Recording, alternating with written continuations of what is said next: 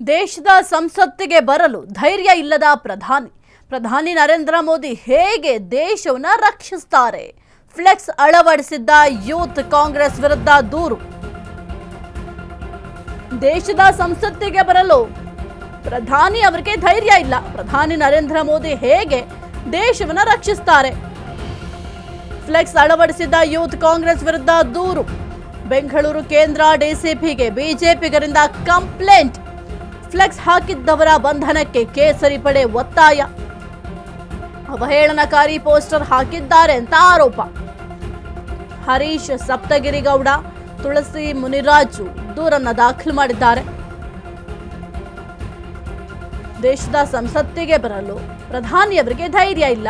ಪ್ರಧಾನಿ ನರೇಂದ್ರ ಮೋದಿ ಹೇಗೆ ದೇಶವನ್ನು ರಕ್ಷಿಸುತ್ತಾರೆ? ಫ್ಲೆಕ್ಸ್ ಅಳವಡಿಸಿದ್ದ ಯೂತ್ ಕಾಂಗ್ರೆಸ್ ವಿರುದ್ಧ ದೂರು. ಬೆಂಗಳೂರು ಕೇಂದ್ರ ಡಿಸಿಪಿಗೆ ಬಿಜೆಪಿಗರಿಂದ ಕಂಪ್ಲೇಂಟ್ ನೀಡಲಾಗಿದೆ. ಫ್ಲೆಕ್ಸ್ ಹಾಕಿದ್ದವರ ಬಂಧನಕ್ಕೆ ಕೇಸರಿ ಪಡೆ ಒತ್ತಾಯವನ್ನ ಮಾಡ್ತಾ ಇದೆ. ಅವಹೇಳನಕಾರಿ ಪೋಸ್ಟರ್ ಹಾಕಿದ್ದಾರೆ ಅಂತ ಆರೋಪವನ್ನ ಮಾಡಲಾಗಿದೆ. ಹರೀಶ್ ಸಪ್ತಗಿರಿಗೌಡ, ತುಳಸಿ ಮುನಿರಾಜ್ ಅವರು ದೂರು ಕೂಡ ದಾಖಲು ಮಾಡಿದ್ದಾರೆ. ಸದ್ಯಕ್ಕೆ ಕಂಪ್ಲೇಂಟ್ ಕೂಡ ದಾಖಲಾಗಿದೆ. ಅತ್ಯಂತ ಮಾಡಿರ್ತಕ್ಕಂಥ ಈ ದುರ್ಘಟನೆ ಏನಾಗಿದೆ, ಕಾಂಗ್ರೆಸ್ಸಿನ ಯುವ ನಾಯಕರುಗಳು ಒಂದಷ್ಟು ಜನ ನಮ್ಮ ನೆಚ್ಚಿನ ಪ್ರಧಾನಿಯವರ ಬಗ್ಗೆ ಅವರ ಕೆಟ್ಟದಾಗಿ ಅಂದರೆ ಅವರು ಹೇಳಿ ಅವ್ರಿಗೆ ಪುಕ್ಕಲು ಪ್ರಧಾನಿ ಈ ರೀತಿ ಪದಗಳನ್ನು ಉಪಯೋಗಿಸ್ಕೊಂಡಿರ್ತಕ್ಕಂಥದ್ದು ಅತ್ಯಂತ ಈ ಥರ ಪದಗಳನ್ನ ಉಪಯೋಗಿಸ್ಕೊಳೋದು. ನೀವು ಎಲ್ರಿಗೂ ಕೂಡ ಫ್ರೀಡಮ್ ಆಫ್ ಸ್ಪೀಚ್ ಇದ್ದೇ ಇರುತ್ತೆ.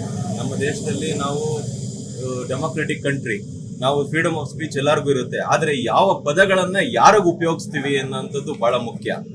ಈ ರೀತಿ ಪದಗಳನ್ನು ಉಪಯೋಗಿಸಿ ವಿಧಾನಸೌಧದ ಮುಂಭಾಗ, ಹೈಕೋರ್ಟ್ ಹತ್ರ ಎಲ್ಲ ಇಡೀ ಬೆಂಗಳೂರಲ್ಲಿ ನಮ್ಮ ಪ್ರಧಾನಮಂತ್ರಿಗಳು ಹೇಳಿ ಪಲಾಯನವಾದ ಮಾಡಿದ್ರು ಅಂತ ಎಲ್ಲ ಕಡೆ ಪೋಸ್ಟರ್ಗಳನ್ನ, ಬ್ಯಾನರ್ನ ಹಾಕಿದ್ದಾರೆ.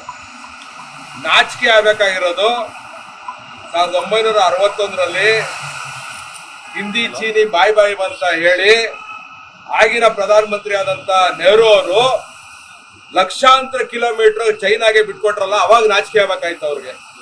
ಅವಾಗ ಪಲಾಯನವಾದ ಮಾಡಿದ್ದು ಅವರು.